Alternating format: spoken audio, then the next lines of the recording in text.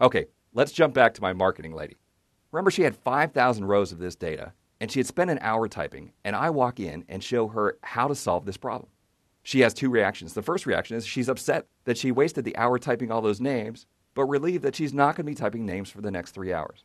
Well, I start walking towards the door of the marketing department, whistling a little tune, the tune that's, I just saved this lady 3 days worth of work, and all of a sudden from behind me, I hear a scream.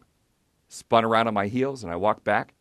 Well, the lady in marketing, who admittedly was new to Excel, said, I'm so happy with the data that I have in column D, I no longer need this data in columns A, B, and C. So therefore, I can delete it. And everything is gone. Oh, she's mad. Well, there's a t-shirt we sell at Mr. Excel that was born this day. It's called Step Away from the Keyboard. Of course, I hit Control-Z to undo. Everything comes back, and she starts breathing again. Well, what do we have to do here in column D to change those live formulas to values?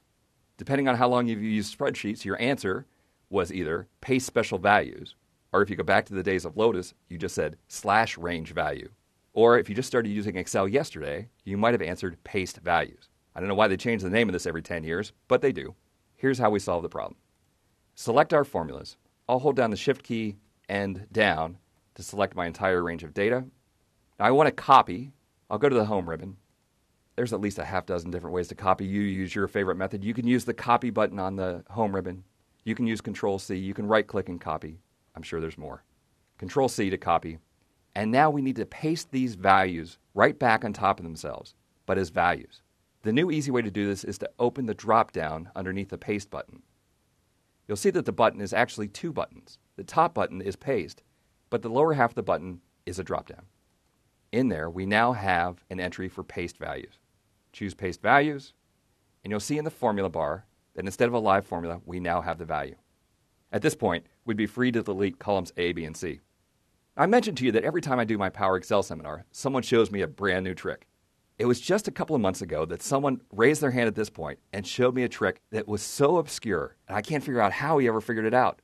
Now, my family is not a big Excel user, but when I got off the plane and we were having dinner, they said, hey, how was your seminar? I said, you won't believe this amazing new trick that I learned. And they just looked at me with this blank stare on their face.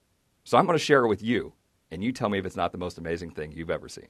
I'm going to hit Control-Z to bring back my formulas.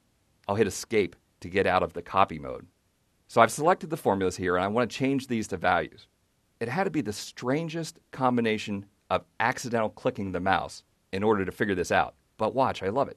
Go to the right edge of this selection.